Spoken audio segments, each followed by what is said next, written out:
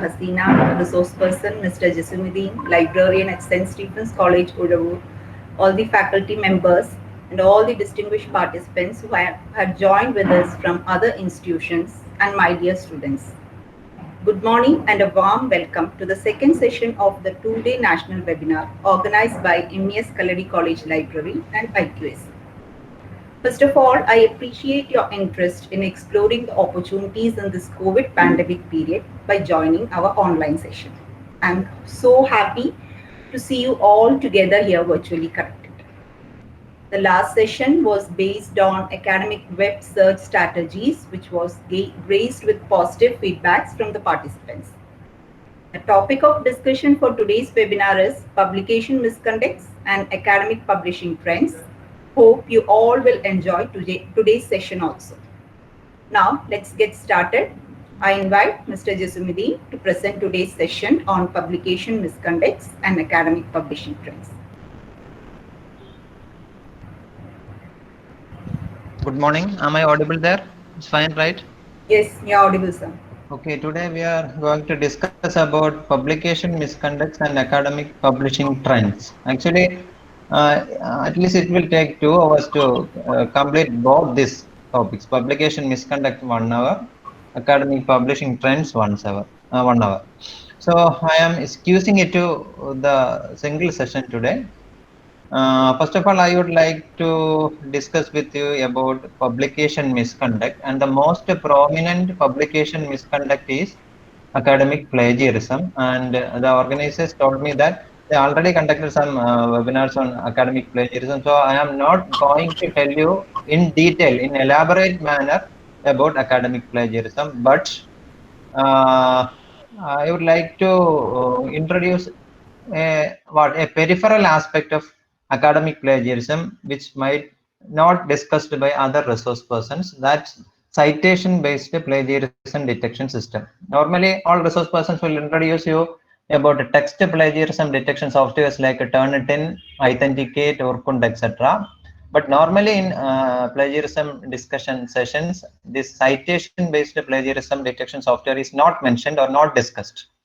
I'll show you the website for checking purpose by using citation-based plagiarism detection system. And after that, I will tell you in detail about around 10 publication misconducts normally we used to see in academic circles. Then some of the academic publishing trends, some writing tools, paraphrasing tools, etc. I will introduce. I'll show the demo, and that's today's plan. And I'm sharing the screen.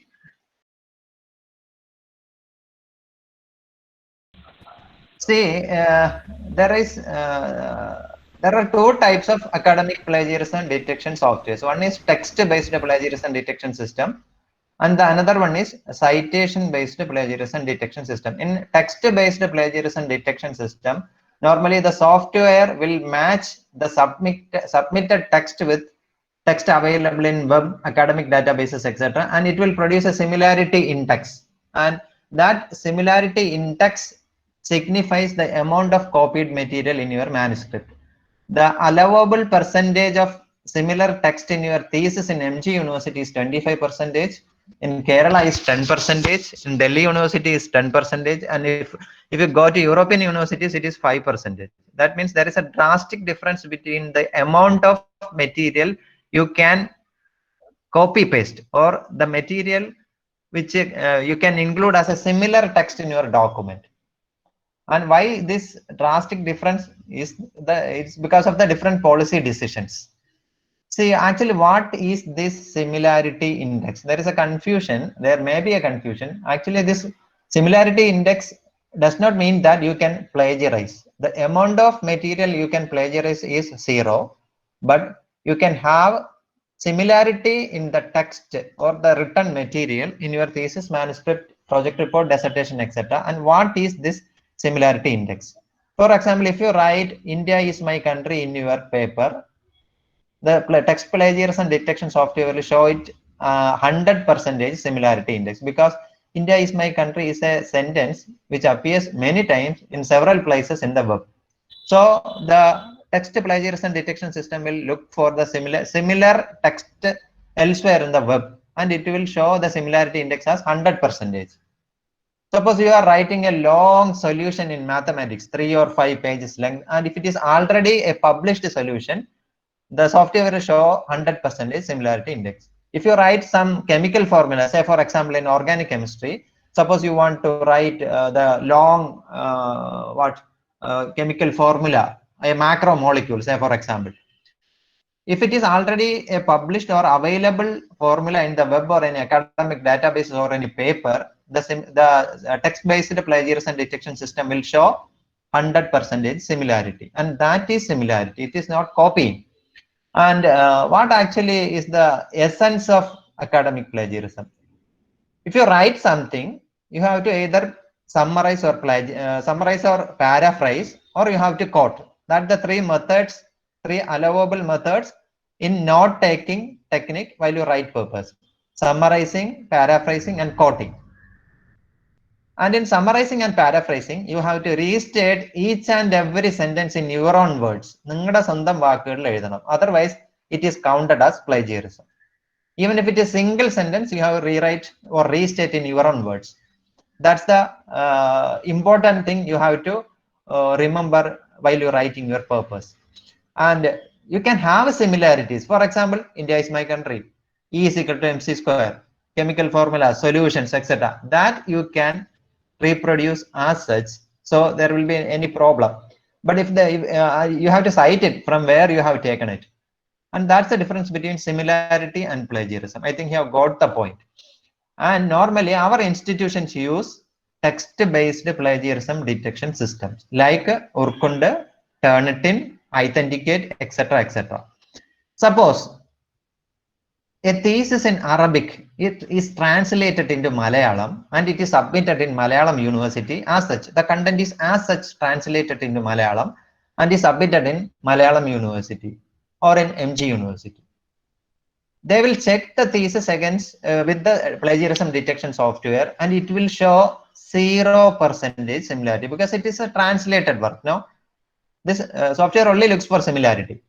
It will show 0%. There lies the problem with text-based plagiarism detection system, and that's why citation-based plagiarism detection system came into scene.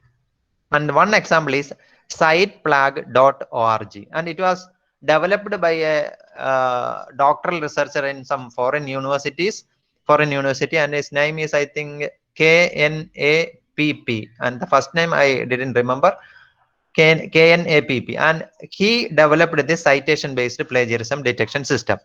And he gives some example in the citeplag.org site. The first one is the thesis of former German defense minister called Theodor zu Guttenberg. What this Guttenberg did, he translated a thesis in English, which was actually about the Constitution of America, and he translated into German language. And he submitted that thesis to a German university, and he got the PhD.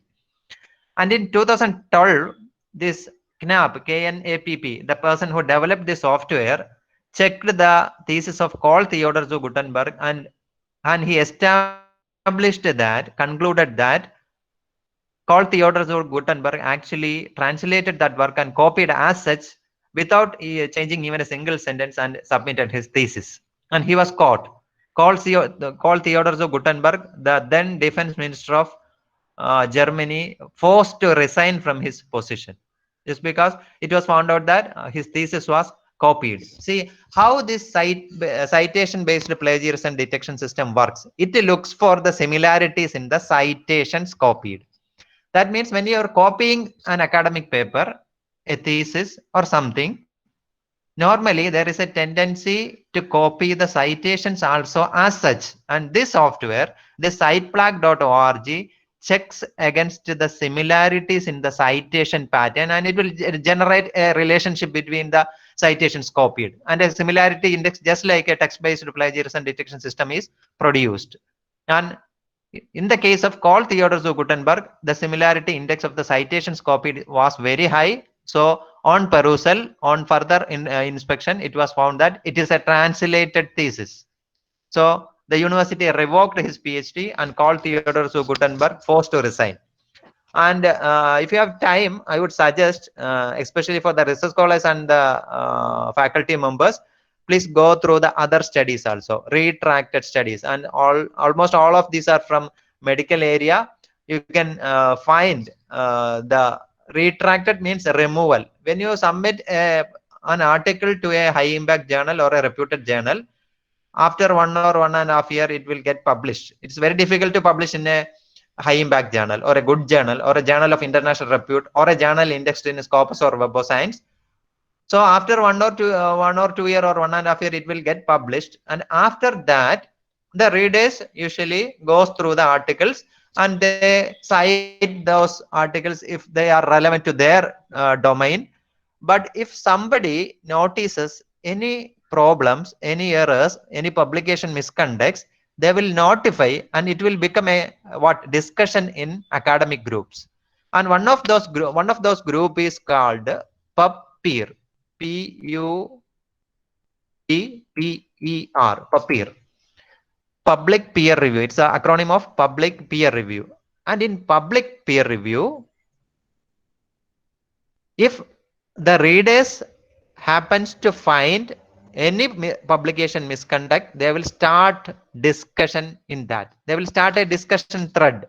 For example, this paper, 20 years protein some assembly is orchestrated by two distinct base. It is a paper, and if you just click it, you can see, you can search papers by DOI or any other keyword search, author search, etc. See, this appeared in Molecular Cell, the journal Molecular Cell, and the readers are alleging certain discrepancies.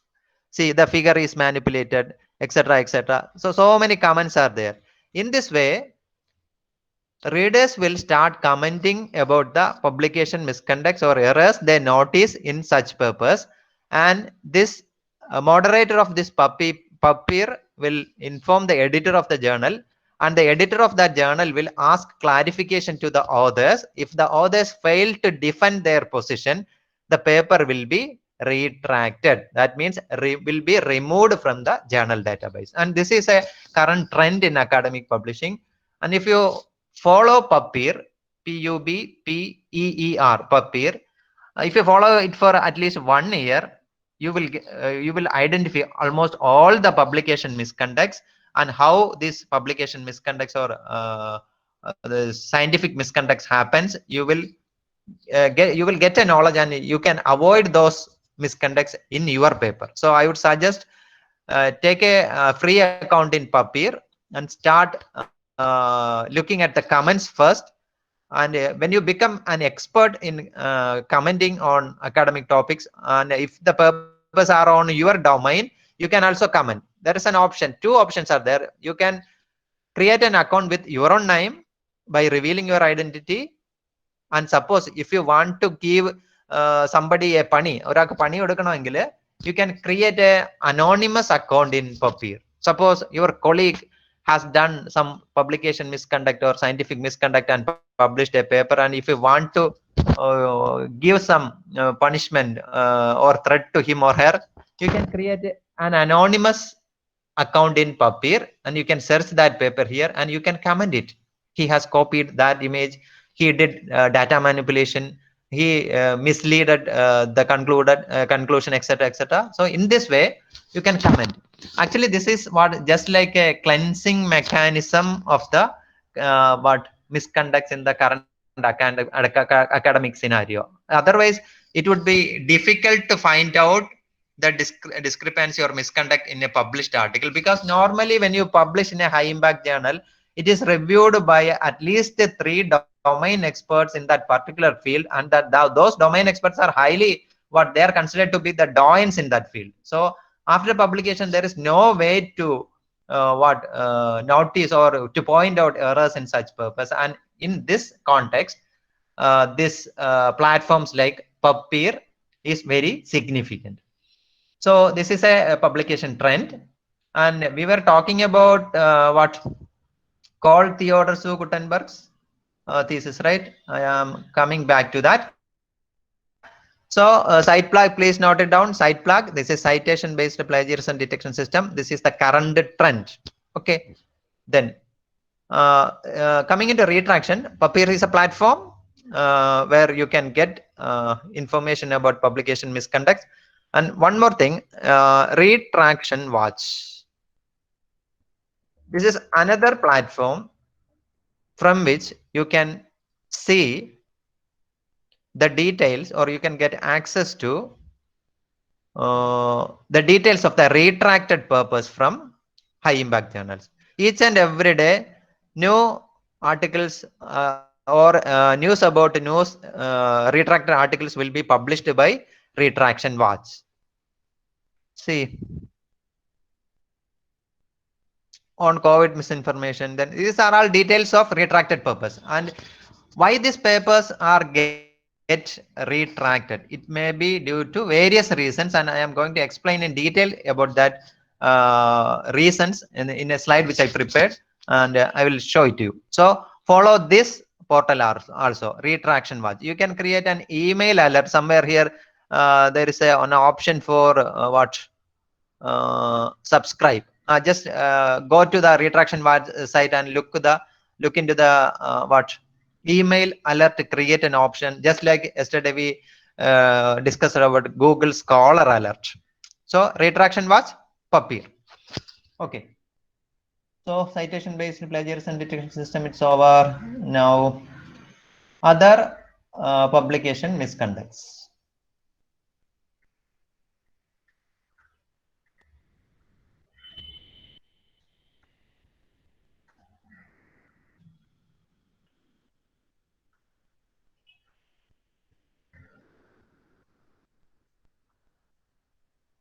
I think PPT is visible over there, right?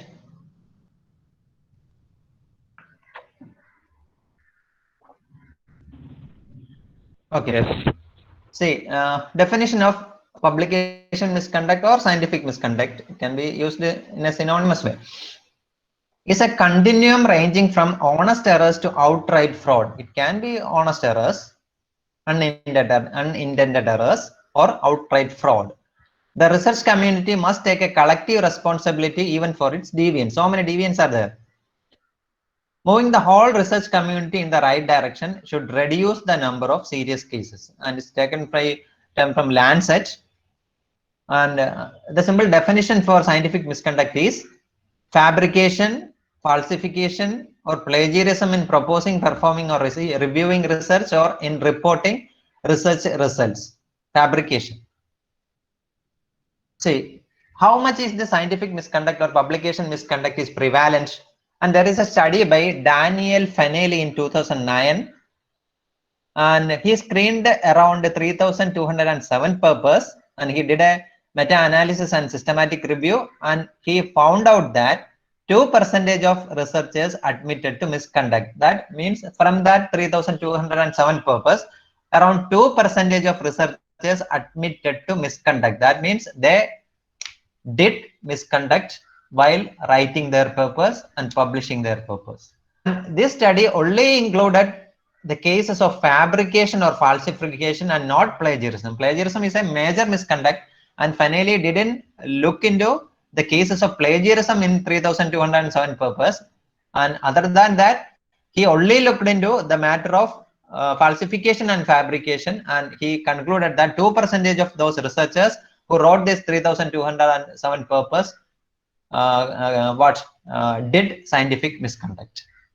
And 40% of the authors were aware of misconduct by others.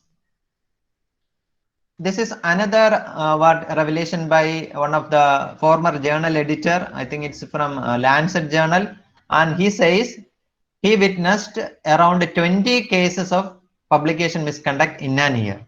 20 cases. See, Lancet is an world famous medical journal, and in that case the manuscript submitted to those journals, and the editor was able to see around on an average 20 cases of scientific misconducts in a year.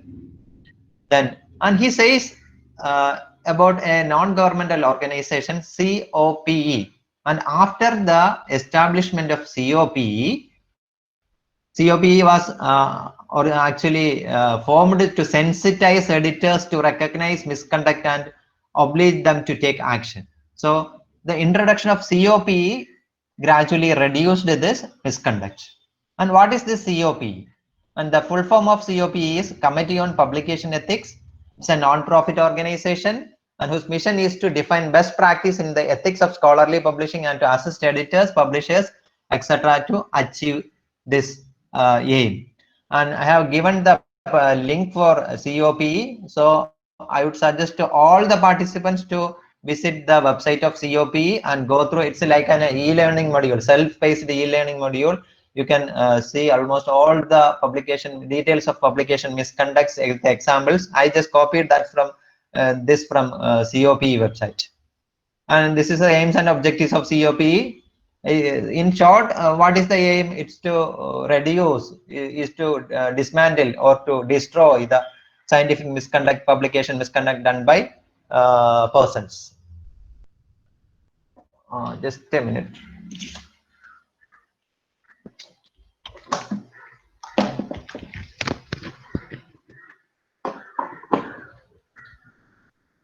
Okay, fine. Next one. Why misconduct occurs? It's just because it's a human nature to done misconduct. That's the main reason for committing misconduct.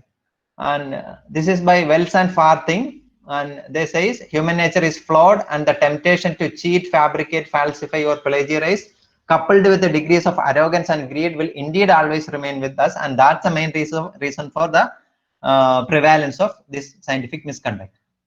Then who will commit or who are the persons committing misconduct? Authors and researchers. They usually does this misconduct. And what are all the types of misconduct authors and researchers do? That is, the list is given. Unethical research, then fabrication or falsification, and it includes image manipulation, then plagiarism, selective reporting, it's another misconduct, redundant publication, inappropriate authorship, gift and ghost authorship, undeclared conflicts of interest. And these are some of the misconducts done by authors and researchers. Then editors. Now, see, you may not be aware that editors also does misconduct. And the type of misconducts done by editors are, see, bias in selection, preferential treatment for friends or colleagues, breaching confidentiality, intentional delays for rivals. Then these are some of the misconduct done by editors. What is bias in selection? Suppose he is not what suppose 10 persons are submitting manuscript for a journal, and if there is some interest to some persons to that editor, the editor may select only 5 purpose and he will reject the remaining 5. That is bias in selection. Then preferential treatment for friends or colleagues. Suppose in your department, assume that the HOD is the editor of a journal, and there may be some close friends or colleagues for that HOD. He may select only the purpose submitted by those people, and this is preferential treatment. Then breaching confidentiality. What is it? Normally, when we submit manuscripts, it will be sent to peer review. There is a method called blind peer review. The editor will not disclose the author's name or affiliation, and it is deleted and it is sent for peer reviewing. So that the reviewers will not identify who is the author of this manuscript, and they will show justice, or they will be neutral in reviewing. So that's blind peer review. And in some cases, the editor will reveal the confidentiality.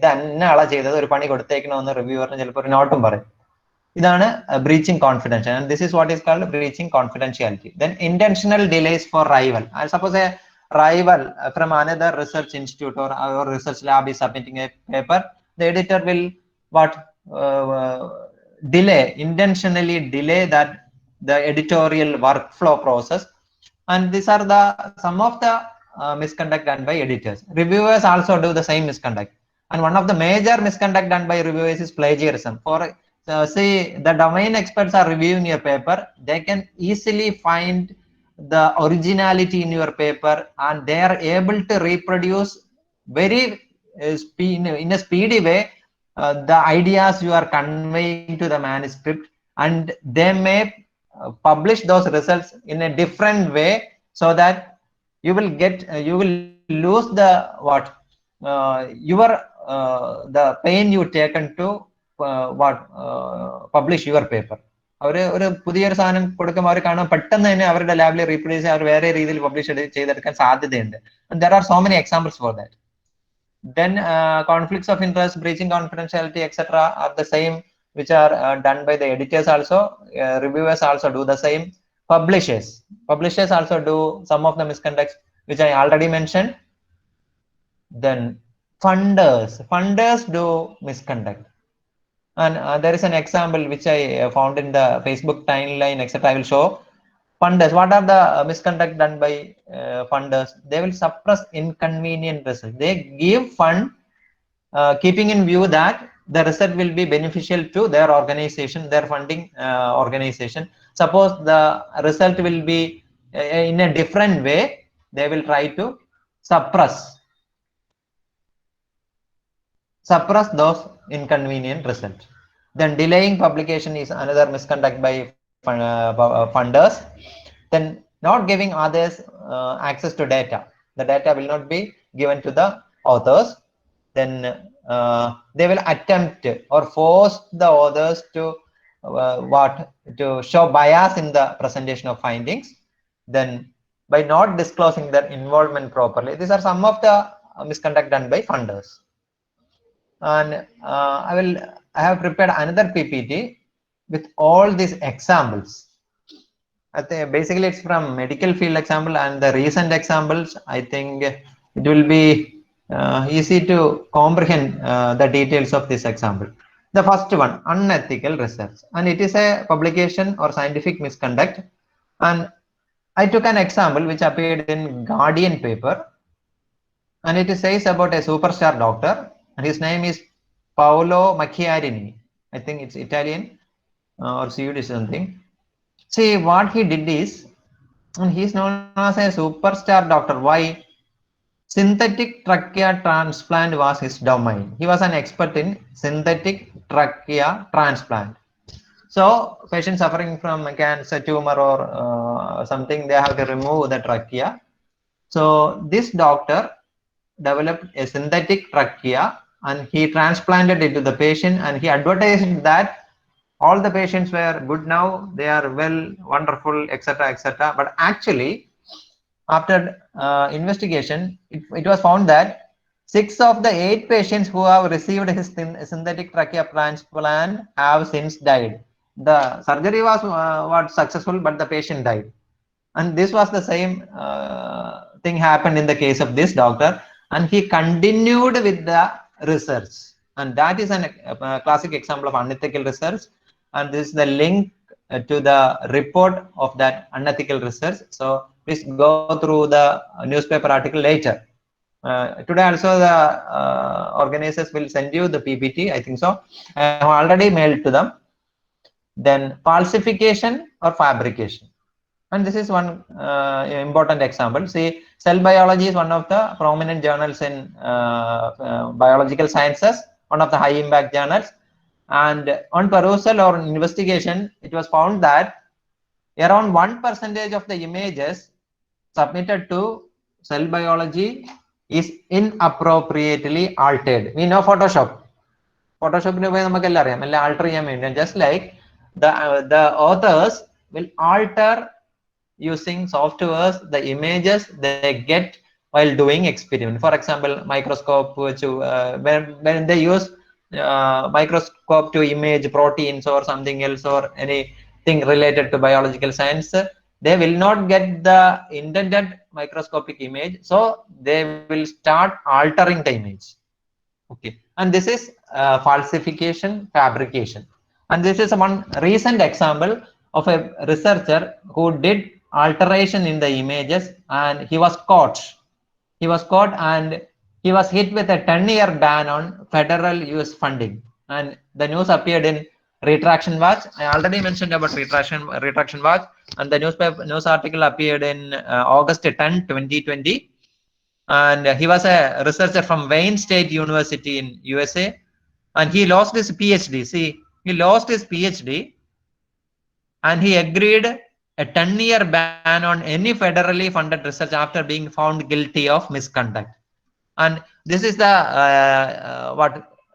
content of the report done by Office of Research Integrity over there. And the Office of Research Integrity found that the researcher done misconduct intentionally, knowingly, and or recklessly falsifying or fabricating images representing protein expression, invasion and migration assays, electrophoretic mobility of shift assays in experiments designed to identify underlying mechanism, something.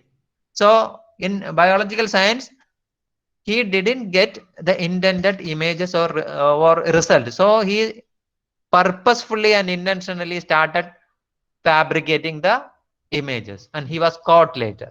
He published several papers by altering these images, and all those papers were retracted. It was removed from the journal database, and he lost his PhD also, just because his PhD was based on the findings, or based on the manuscript, based on the articles he published using altered images. So naturally, when misconduct or error was found in images, the journal article got retracted.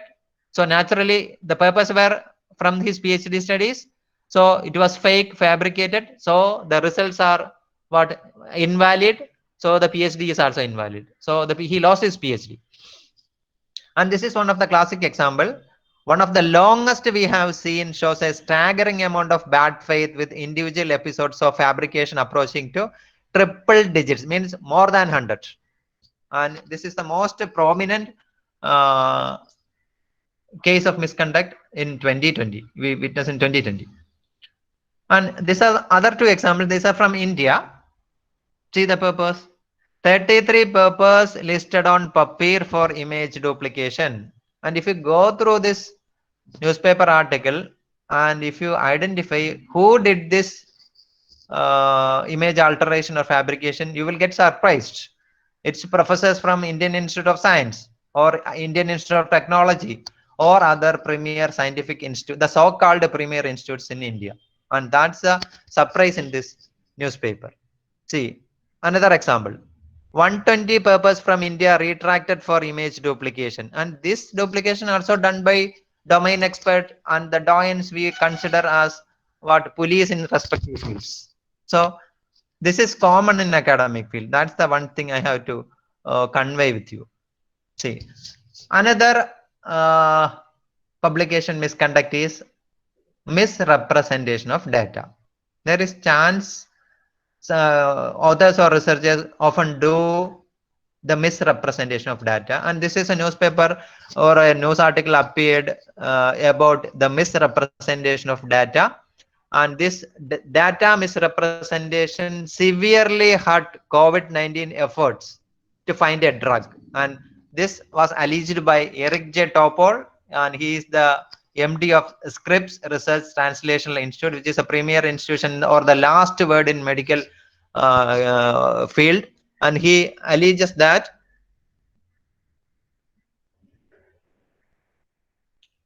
several data misrepresentation was done by researchers in case of COVID. See, he gives the example.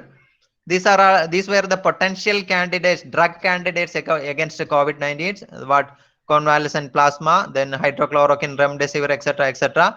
These were the names of drugs we happened to hear during February, March, that these drugs will be useful against COVID-19. So many experiments started. See, in the case of remdesivir, it was one of the most potential drug candidates against COVID-19. Actually, they started trial. Right? The trial is known as randomized control trial. It is the most gold standard of trials in medical field, RCTs. See, in the beginning, the randomized control trial was done to find out how many patients will survive. It was the objective. Okay, and they found out that so many patients starts dying. So they changed the objective to what, recovery time, changed the goalpost, And Eric J. Topol says that it's a misrepresentation of data and it severely hurt the efforts to find a drug against COVID-19. So this is misrepresentation of data, and the recent update on this is that none of these candidates are useful against COVID-19. The results have come up. The World WHO Solidarity Trial, etc., has come up, and the results were published, and none of this is useful against COVID-19. That's a update on that. Then another publication misconduct is selective reporting. You may find this session so boring, but you have to have some insight on all these things. And if you when you start publishing, you have to face all these things. So you must be aware in the beginning itself about all this publication misconduct. This is an example for selective reporting. And see, this is the title of the paper, and it was published in April, I think so. In April, this paper was published, and it was published, and the conclusion of that paper is that azithromycin plus hydrochloroquine is useful against COVID-19. But after the publication of that paper, the paper was listed in PubPeer, the portal which I mentioned in the beginning. PubPeer, it was listed in PubPeer, and medical researchers or domain experts starts finding errors in that paper, and then they started commenting on that paper. And see, one of the prominent comment was by Elizabeth Bick, and she said that the result included missing patients, then conflicted peer review, and confusing data. Missing patient means the experiment was done in 35 patients, 5 patients died. So the authors purposefully excluded the population, and they took only 30 patients because 5 patients died. So there is no use. They thought that there is no use in including the missing patients, so the results will vary. So they excluded the dead patients, data about dead patients. Then conflicted peer review. What is conflicted peer review? The second author of this article is the editor of that journal in which the article was published. That means conflicted peer review. For example, if I am running a journal and I am going to publish normally I won't publish a paper in that journal, and if I wish to publish a paper in that journal, I won't be the peer reviewer of that article. But in this case, the journal editor himself was the second author of this article, and that is conflicted peer review. Then confusing data. And after Elizabeth Bick and other domain experts mentioned their comments in PubPeer, the International Journal of Antimicrobial Agents issued a notice, and it says that the article does not meet the expected standard, especially relating to the lack of better explanations of the inclusion criteria and the triage of patients to ensure patient safety. So it was flagged, and this is what is selective reporting. Selective reporting misconduct. Okay, this is the author details. The author of that paper was Didier Raoult. Okay, fine. Then data fraud. What is data fraud? It is another publication misconduct. Very interesting to notice that this data fraud was done by Indians. Say here the names of 2 journals are here: New England Journal of Medicine, another is Lancet. These are the 2 top most journals in medical field. In June, New England Journal of Medicine and Lancet retracted 2 studies, and the studies were by Indians. Sapan S. Desai was the main author, and what was the conclusion of that purpose? Hydrochloroquine or HCQ is not good for COVID, and that's the finding of this 2 papers. What actually happened after the publication of this paper? WHO stopped the trials. Many countries stopped the trials of HCQ just because this New England Journal of Medicine and Lancet are top-notch publications. And after publication, in the same case of the paper which I mentioned earlier, people started investigating or started perusing the results of the paper, and they found out that all the data were collected from a firm known as Surgisphere, and they inquired about Surgisphere. It's just a startup in US which has no tie-up with major healthcare institutions in the world. But the authors claim that the data which was applied by Surgisphere included major healthcare facilities, topmost healthcare facilities across the world. But it was not so. Then the editors asked the Surgisphere to provide the data, and the authors replied that they were unable to provide the data, citing patient privacy. So the data was not given to editors for a further peer review, and there started they smelled the misconduct. So both the papers were retracted, and this is the one of the recent and the widely discussed example on data fraud, and it was done by Indians. Then redundant publication. What is redundant publication? It is otherwise known as salami publication, and this is what it means. One study is split into several parts and submitted to 2 or more journals, or the findings have previously been published or elsewhere without proper cross-referencing, permission, or justification. This is salami publication, and there is no need to split your study into several papers and publish in different papers to increase the number of publications by you. So minimize the number of papers. If the findings is what ഒരു പേപ്പറിൽ തന്നെ മുഴുവൻ കാര്യങ്ങൾ നിങ്ങൾക്ക് വ്യക്തമാക്കാൻ പറ്റുമെങ്കിൽ do it in a single paper. No need to split it into several parts and publish in different journals to increase the number of papers you published, to show others that I have published 10 papers, 20 papers, etc. There is no need for that, and that misconduct is known as redundant publication. Self-plagiarism, it is also a misconduct. Self-plagiarism simply means copying your own words in your future purpose, copying the data, say your data in your future purpose, and that is self-plagiarism. And when you are publishing, check with the publisher or the university where they allow self-plagiarism or not. Otherwise, it will be counted as self-plagiarism, and there is a chance of rejection of your manuscript if you include a large amount of your own material which already you published earlier.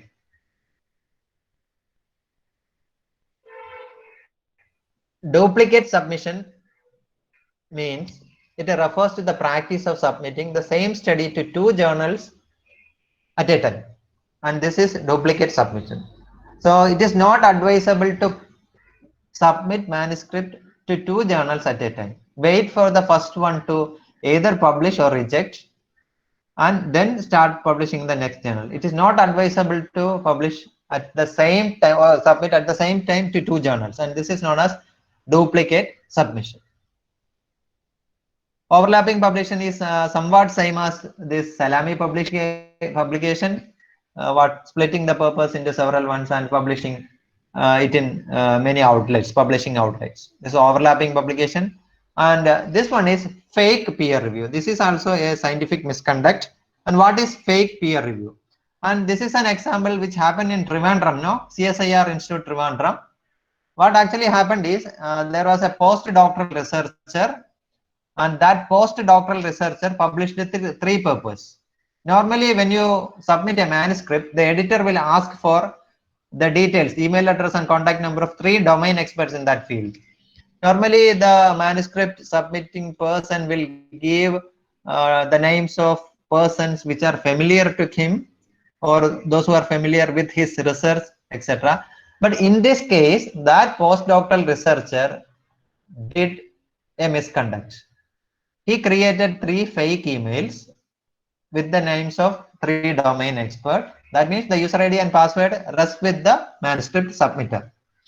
And he gave that email address to the editor. So the editor naturally will send that manuscript to the 3 person, to the 3 email address which was given by the author. Actually, all the 3 papers came to the author himself, and the author himself did the peer review. That is fake peer review. Oh, this is a wonderful paper, publish it in a speedy manner. So it was, the paper was 3 or 4 papers were published in a speedy manner within a span of 6 months, and there started and somebody noticed something fishy, and they investigated, or the not informed the editor, and the journal did an investigation and found out that none of the peer reviewers mentioned by the author received the manuscript for peer review, and the editor asked for clarification, and later he was unable to defend his stand, and that papers were retracted, removed from the journal database, and this is what is called fake peer review. Okay. So I think you have got a bird's eye view of what are all the scientific misconduct, publication misconduct. Now it's time to tell you something about publication trends. I will show you an example, MathGen. MathGen. It's an article generator. That means you can create articles. I think it's visible over there. The website is visible there, right? Yes, it is visible. Okay, fine. This is MathGen, and it is known as article generator. Suppose I am giving the name, what? Donald Trump. Donald Trump. Then Kaus Moitin Yasim. Then what? Pinarai Vijay. So the 4 authors, the name is given, and I clicked the generate button, download PDF. See, a paper was generated. Matrices and Singular Calculus by Donald Trump, Gauss Moideen, Jasim, and Pinrai Vijay. See, the abstract is there, then the intro part is there, equations are there. It will exactly look as a manuscript which is prepared after thorough research, etc., etc. See the references, etc. All of these things are just like what a paper which is prepared after a tedious effort, fruitful research.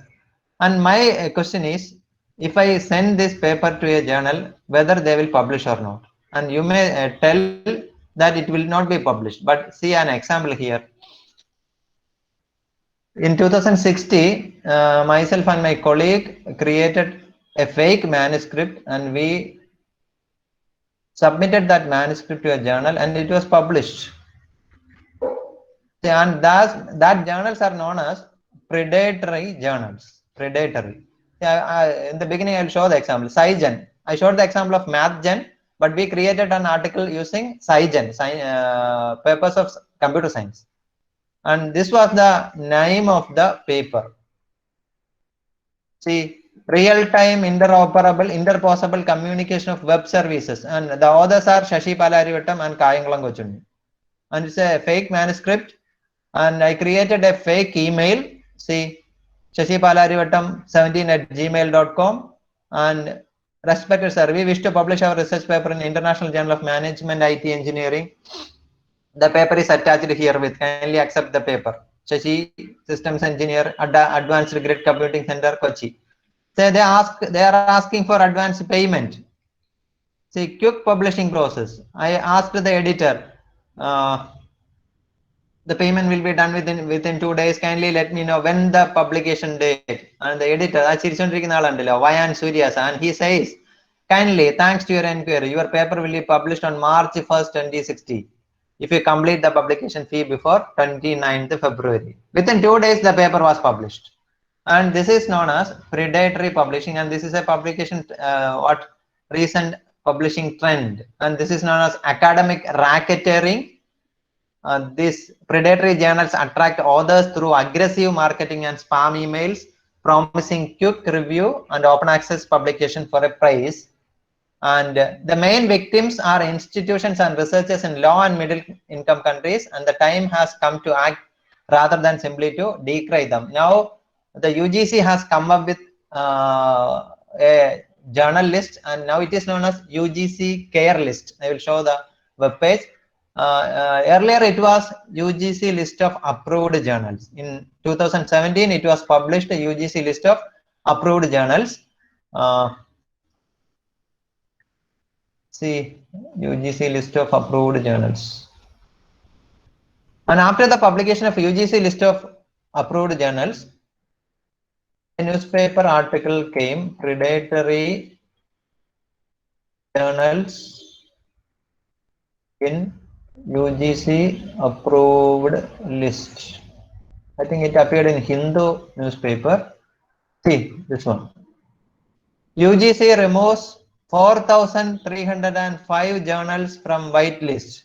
See, UGC is the topmost policy decision-making media body in higher education in India, and they prepared a list of journals in 2017, and in 2018, 4,305 journals were removed from that list, citing they are predatory in nature. See, this is the situation of publishing scenario in India. And after that, UGC come up with another mechanism, and it is UGC Care, and this is the site of UGC Care list, and you can see two lists there: UGC Care list Group 1 and UGC Care list Group 2. And UGC group list 1 is journals found qualified through UGC Care protocols. There is a protocol in there that a journal should meet these and these criteria for the inclusion in the Group 1. The IQAC of a college or university can recommend a journal to the UGC Care Consortium for the inclusion. And the second list is internationally accepted indexing and abstracting databases such as Web of Science or Scopus. So if you are going to publish a paper, try first to identify whether it is listed in UGC Care list Group 1 or Group 2. Only then you will get credit for your paper. And remember one thing, just like the predatory journals included in the UGC list of approved journals earlier, this Care list also contains fake journals, predatory journals. That's why if you look at the this UGC Care list, you will see a list of cloned journals or journals having limited quality. You will get periodical notices about this substandard journals. You have to create an account in UGC Care, and you can search this Group 1 and Group 2, and all these letters can be downloaded, etc., etc. So in future, if you want to publish something, try to ascertain whether it is included in Group 1 or Group 2 in UGC Care. Then think thrice whether it is a good journal or not. Is it a good journal? Is it a predatory? Is it having some sort of characteristic features of any predatory journals? Do avoid publishing in that. So these are called a white list of journals. So is there any blacklist of journals? Yes, it is. And one of the blacklist is Beale's list of predatory journals. And it was maintained, the list was maintained by Jeffrey Beale, a librarian in a foreign university, and he included the possible, probable predatory journals in his list. But he included several good journals also. So the publishers started giving case, sued Jeffrey Beale. But so Jeffrey Beale stopped updating that list, but that list is available in the web. Beale's list of predatory journals. Then what is cloned journal? You might have received emails or messages in WhatsApp, academic WhatsApp group, that these journals are included in UGC Care list Group 1, or it is Scopus indexed. Publication fee is 5,000 or 2,000 or 1,000. Publication time 2 days or 3 days, and majority of that journals are cloned journals. What is cloned journal? For example, this UGC Care list contains details of more than 35,000 journals. Some journals are print only journals. Some persons will create a website with the name of that journal, and they start advertising, and this is a journal listed in UGC Care list. Publication fees only 1,000. You may submit the manuscript to editor@injournal.com. So naturally, we used to send the papers to them, substandard paper or paper created within 1 hour or with article generator. Try sending a journal created using an article generated to such journals. It will get published within a day. And that's the problem with this cloned journal. They will create a website with the same name, same ISSN, same details of the journal mentioned in the care list. There will be no connection between the persons who create the website and the original editor and author of that print journal. This is cloned journal. Another one is hijacked journals. Hijacked journals means current science is an example. The domain name of current science is something ac.in, but there are some hijacked journals of current science. For example, just search current science, cloned journal. You can see details of the predatory journal clones of India's current science spring up. See one, the IP address from currentscience.org, IP address is originating from Turkey. It's a hijacked journal.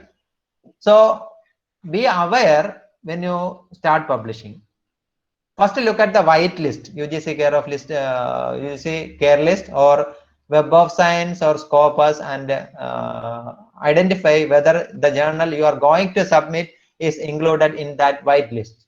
After finding that, if you find that is included in that white list, ask your colleagues, your guide, or the peers whether this journal is good one or not. They know because they already in the publication scenario, they know which are all good journals and which are all bad. So take an opinion from them also. Then only you start submitting manuscript to journals for publishing. Otherwise, it would be most probably there is a chance for you to fall into trap. For example, in between 2011 and 2014, around 4 lakhs articles were published in predatory journals. Around 4 lakhs. See, within a span of 4 years, 4,50,000 papers were published in predatory journals. And among that 4,50,000 papers, 27% papers were from authors from India. That's the case. It's the academic underground, it can be said. More than 27% means around 1.5 lakh papers were published by academicians of higher education in India. Unbelievable. And that's the case of current predatory publishing trend. So be aware, don't waste your time by submitting a paper into a predatory journal. And some of the features of predatory journal, I would say, which one?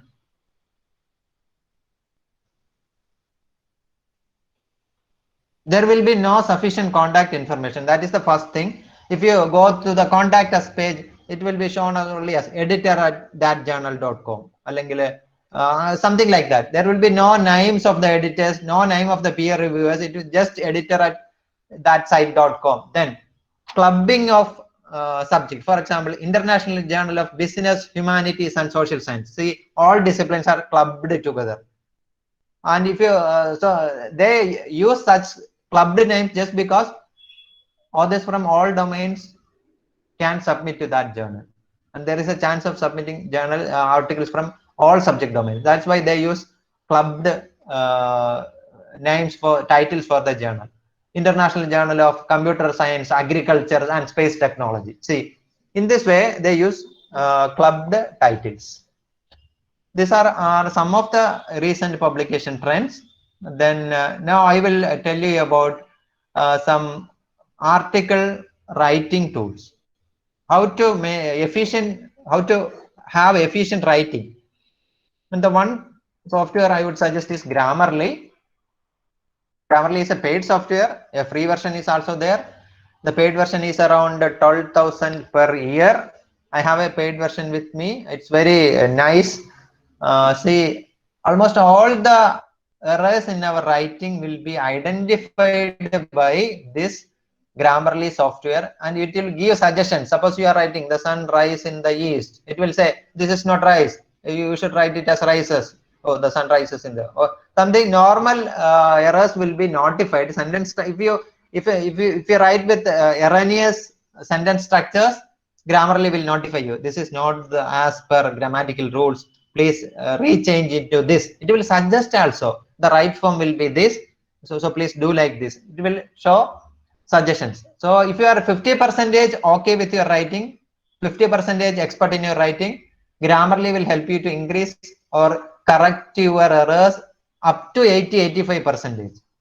Okay, it's not 100%, but up to 85-90% you can correct it with Grammarly. This is a good tool, and if you are a Pannakkaran or Pannakkari, do buy a paid version. Then another one is Ginger software. Ginger, it's also the same features of software Ginger. Same some basic characteristics or features of all the softwares are same. But Grammarly, Ginger. Then another one is these are all writing softwares which can help you to clear your or rectify the errors in your writing. Then the components of note taking are summarizing and paraphrasing and quotation. In summarizing and paraphrasing, you have to restate in your own words. And if you are not able to restate in your own words, you can seek the help of softwares. And some of the softwares are, one is Quillbot, Quil, Quillbot. Quillbot is a paraphrasing software. Just copy paste something to the paraphrasing tool. It will rewrite and it will give the sentence structures will be reframed, the words will be reframed, and it's useful. I know many colleagues using this Quillbot, and they say that it's a good tool. They can reduce their time to paraphrase or summarize something. This Quillbot has also a paid version and a free version, and better to buy a paid version if you are a research scholar or a faculty member, or buy a license to your library so that everyone can use. Single user license is sufficient. Use it or allow only one person to use it at one time. And Quillbot is a paraphrasing tool. Then Quillbot, another one is Spinbot. Spinbot is also a paraphrasing tool. Then one of the software with more efficiency is Content Professor. It's an article spinner. I think some of my journalist colleagues are using Content Professor for article spinning. For example, the news agencies normally sends news to newspaper organizations, and they have to meet the deadline. The printing goes at 12 a.m. Sometimes the news agencies will send a news at 11:55 or 59. So there is hardly less than 1 minute to include that to the to send it for printing. Then normally use this article spinners. They will copy paste it, and the article the software will spin it almost in a good fashion, and they will send it for page setting, and it will be printed, and the news reader can get that news in the morning. And this is Content Professor. So summarizing, Spinbot, Quillbot, Content Professor are softwares. Then article formatting softwares are also there. For example, typeset.io, typeset.io, I think it's io. Typeset.io is a software or a tool which can be used to format your paper. It's also a paid and a free version is there. Suppose you are going to publish a paper in a journal in Elsevier group, the template is available inside Typeset. So you can write the paper in a plain Word, Microsoft Word format. And if you log into typeset.io, and if you are publishing the Journal of Astrophysics, you can select the template, the manuscript template of that journal in typeset.io, and just copy paste the content. So a neat formatted manuscript will be generated after you finish the copy pasting the content you written in Word. So you can save so much money. Otherwise, the journal will ask for you this is formatting. You have to pay $100, $2,000, etc., etc. So you can avoid it. So these are all some of the tips and tricks and the software outlets which you can use for formatting your paper, for rectifying the errors in your writing, to make it more internationally acceptable reader format, etc. Then always use plagiarism detection softwares before you submit your manuscripts to good journals, because they allow only 10% similarity. Majority of the high impact journals allow only around 10 to 50% similarity in your paper. So it's better to check against plagiarism, text plagiarism before you submit a paper. Then follow the writing skills. You have to develop a writing skill right from the beginning. Start it from the degree time also itself. And there is a PPT I have collected from another resource person. It's not my PPT. And this PPT contains around 77 slides. And this slide explains how to write in a good way, how to write in journal articles, etc., etc. Some example I will show. See,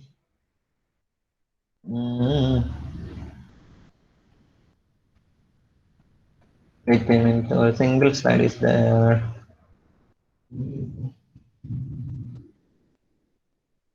Reduce dead weight words and phrases in your writing.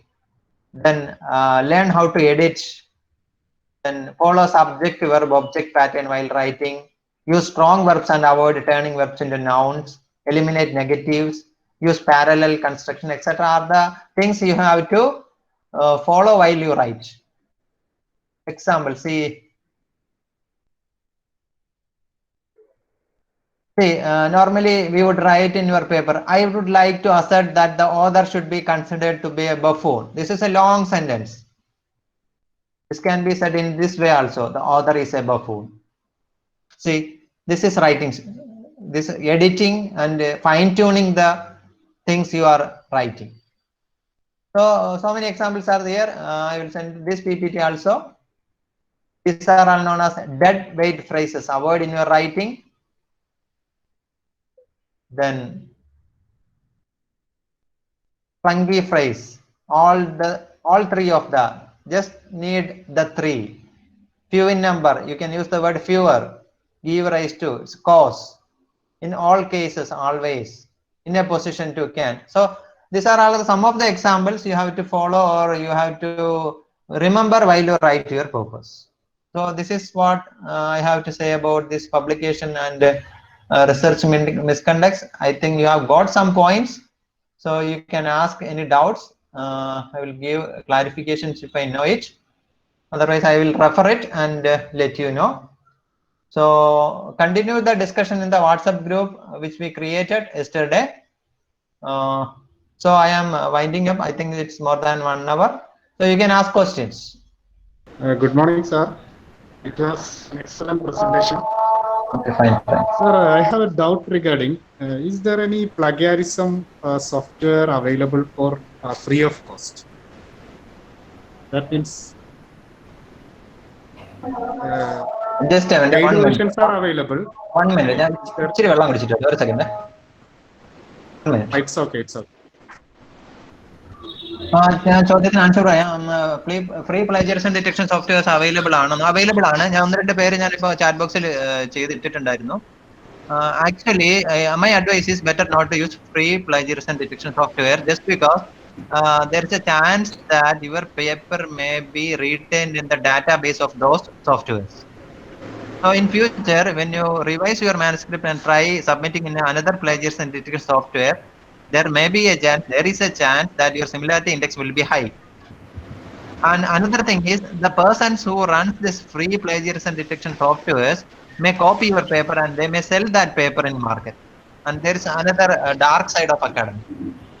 So better not to use, my advice is better not to use free plagiarism detection softwares if the paper is having some original value. Okay, fine. I think the person who asked the question got the answer. Okay, okay, fine. Thank you, sir. Thank you. Okay, fine. Better use paid softwares. I think it's highly priced softwares, right? But some universities allow multiple trial checks. Some institutions will allow. Otherwise, if MES having so many sister concerns, right? You buy a single license from Turnitin or Urkund, and it can be used to all the institutions. So you can claim that we have access to plagiarism detection softwares in NAC, SSR, or NIRF, etc., etc. So it's better to buy a single license for all the sister institutions. Okay, fine. Can I ask myself, Gauss? Can I ask one question? Yeah, sure, fine. See, after your PPT, I feel afraid of whether to publish a paper or not. Why? Because So many trackers are there, so many pub viewer and all. If somebody screw us, then better what to do? What is your Yeah. opinion on that? Actually, if you find that some person identified the fraud you identified, better write to the author in advance. Sir, I find something, so I missed something in that paper. Please remove that paper from my from the journal. But I ask the editor in advance. Don't make it what scene create remove. That's one thing. So many persons did that. For example, a Nobel Prize, see a paper by a Nobel Prize laureate. I think you can see the screen now, right? Nobel Prize Yeah, winner yeah, I can.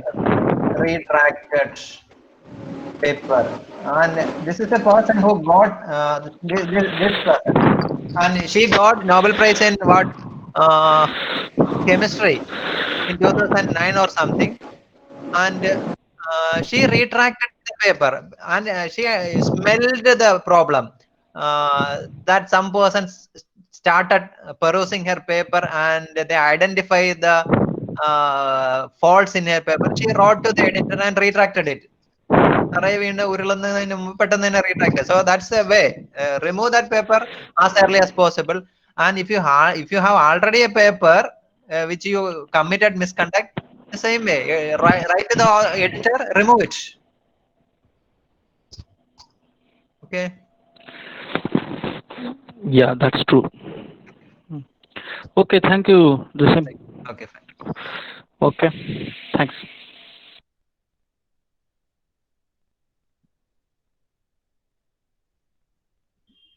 Students can ask questions. ആരും ചോദിച്ചില്ല ഇതുവരെ.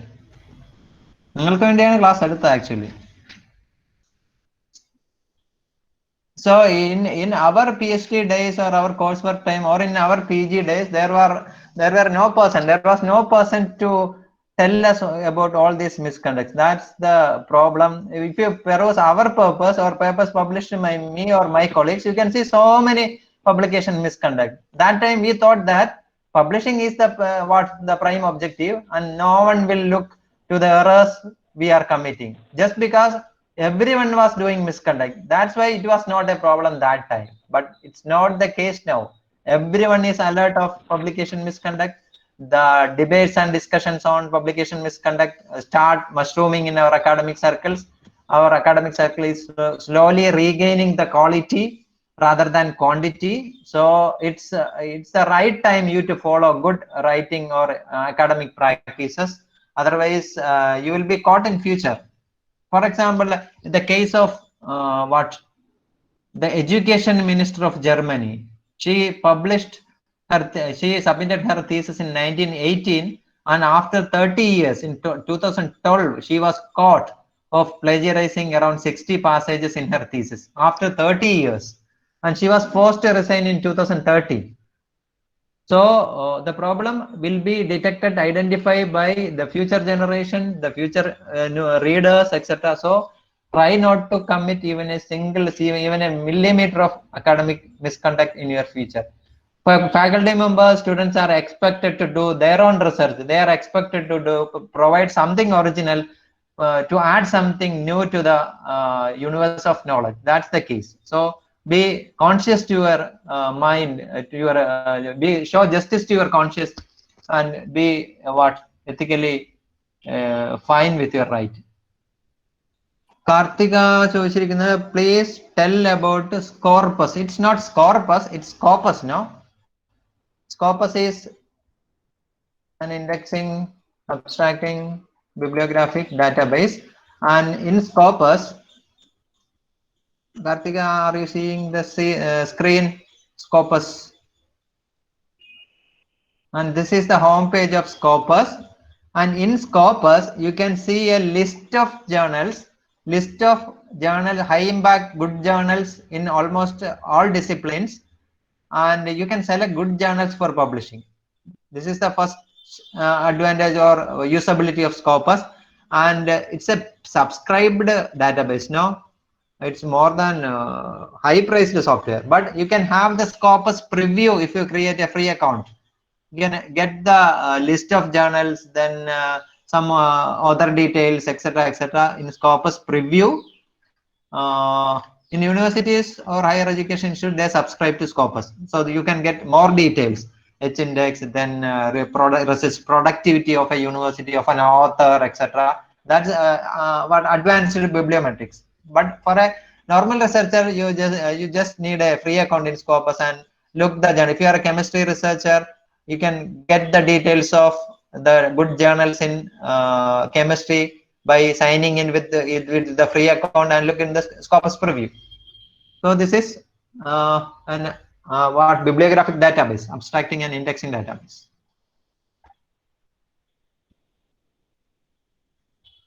What is impact factor? It's a research metric. Simple ആയിട്ട് പറഞ്ഞുതരാം. Suppose the impact factor of a journal is 1. How it is calculated? See, it is calculated based on the number of citations received for journal articles in a particular year divided by the total number of articles published in that journal in the preceding 2 years. That means, suppose we are going to measure the impact factor of a journal in 2020. We need to have the data, 2 data points. One data point is the number of citations received for the articles published in that journal in 2018 and 2019. It should be in the numerator part of the division. Suppose the total number of articles published in that journal in 2018 and 2019 is 10 plus 10, 20. It should be written in the denominator part. Suppose the citations received for the articles published in 2009 is 10, write it in the numerator part. Suppose the number of citations received for the papers published in 2018 in that journal is 10, write it in the numerator part. That means in 2020, the articles published in that journal in 2019 and 18 got 10 plus 10, 20 citations. Assume that the total number of articles published in that journal in 2019 and 18 is 10 plus 10, that is 10 each. Write that 10 plus 10 in the denominator part. That means in the numerator part, the number of citations received is 20. In the denominator part, the number of articles published is 20. That is 20 by 20, 1. 1 is the impact factor of that journal in 2020. And when this impact factor increase, when the number of citations increase, that is simple mathematics. When the numerator part increases, the answer will be, the impact factor will be high. For example, we calculated 20 by 20. Suppose the number of citations increased by 10 more, that is 20 plus 20 by 20, that is 40 by 22. And this is how the impact factor increases. It is calculated for a year of 2 years. No, the next year it will change. If you are calculating the impact factor of journal in 2021, we consider only the statistics. That means the number of citations of 2019, 2020 and 90, and we exclude the citations received and the number of articles published in 2018. And this is the common impact factor we used to refer in our academic circles. So many other impact factors also there, just because there's a problem in assessing or calculating the impact factor. For example, the journals in chemistry will have high impact factor just because many people will cite chemistry papers. And suppose a journal in music, only a limited persons are interested in music. So the number of citations will be less. That means we cannot compare the impact factor of 2 disciplines. That's the main thing you have to identify. Then this impact factor is by Thomson and Reuters, which is a global publishing giant. And in 2016 or 17, Elsevier come with another impact factor, and it is known as site score, CATESCORE, site score. Then so many other indexes are there. Each index, this research metrics has its own pros and cons. So numerous research metrics came up. For example, immediacy index, G index, item index, etc., etc., etc. So many indexes are there, but the normal index or the metric we use to refer is impact factor that I mentioned with the example 20 by 20. Okay, fine. There is no further doubts. We can wind up. Faisanisa ma'am, shall we wind up? Okay, sir. The webinar was excellent, very informative. Thank you for a thought-provoking and well-presented session. We had a fully packed audience and lively session too today. Now I invite Dr. Hazar, Joint Coordinator, IQAC, to deliver the vote of thanks. Good morning to all. Am I audible? Yes. My sincere thanks to Mr. Jasimuddin sir, St. Stephen's College, Ozhuvur, and he delivered an excellent piece of information regarding publication misconduct and academic publishing trends. He talks about types of misconduct, predatory publishing, and clone journal, hierarchical, and article writing tools, especially that is more important things in the academic world. Grammarly, Ginger, Quillbot, and Spin, Typesetto. These are all he explained very nicely, and he explained regarding the vibration which is taking place in the academic publishing world. Thank you, sir. Thank you very much for being with us, and thank you for your time. On behalf of MES Kalladi College, IQAC, and library, I should say many thanks to you, and all and further. I extend my sincere thanks to Ms. Faisunisa, the Chief Librarian in charge, and IQAC members, and IQAC coordinator, principal, and other participants who were around. Thank you very much. Thank you very much. Okay, thank you all. Keep connected. WhatsApp group ചേരാത്ത ആൾക്കാർ join ചെയ്യുക. Continue the discussion. കാര്യം ഇതൊരു give and take ഇതാണ്. കാര്യം എനിക്ക് കുറച്ച് കാര്യങ്ങൾ അറിയാം, നിങ്ങൾക്ക് കുറച്ച് കാര്യങ്ങൾ അറിയാം, and sharing and discussion will increase. രണ്ടുപേരുടെയും അല്ലെങ്കിൽ നമ്മുടെ എല്ലാവരുടെയും നോളജ് യൂണിവേഴ്സ് ഇൻക്രീസ് ചെയ്യാൻ സഹായിക്കും. ഇപ്പോ ഗ്രൂപ്പിലേക്ക് ഞാൻ എനിക്ക് കിട്ടുന്ന ഡോക്യുമെന്റ്സും ബാക്കി കാര്യങ്ങളും ഒക്കെ ഞാൻ ഇടയ്ക്ക് ഷെയർ ചെയ്യാം. ഇന്നലെ തന്നെ how to conduct literature review ഒരു പുസ്തകം ഞാൻ ഇട്ടിട്ടുണ്ടായിരുന്നു. പിന്നെ ഹൗ ടു സെർച്ച് ഡാറ്റാബേസസ്, ഇന്നലെ എനിക്കൊരു വീഡിയോ കിട്ടിയിട്ടുണ്ട്. സ്കോപ്പസ് അഖില ചോദിച്ചുകൊണ്ട് ഹൗ ടു സെർച്ച് സ്കോപ്പസിന്റെ വീഡിയോ ഇട്ടേക്കാം. അതിൽ നമ്മൾ ഇന്നലെ പഠിച്ച കോഡ്സ് ഇട്ടതും പിന്നെ ആൻഡ് ഓർ നോട്ടൊക്കെ കൊടുക്കുന്നതിന്റെ ഒരു വീഡിയോ കിട്ടിയിട്ടുണ്ട്, അത് ഇട്ടേക്കാം. അപ്പോ ഡെഡിക്കേറ്റ് ചെയ്ത് പഠിച്ചാല് വി ക്യാൻ ഇൻക്രീസ് അവർ എന്താണ് knowledge universe. Okay, thank you. Okay, sir. Thank you. Okay, bye. This has come to the end of today's session. Thank you for attending our webinar. Please fill the feedback form, and joining link for the WhatsApp group is also available in the feedback form. Thank you all.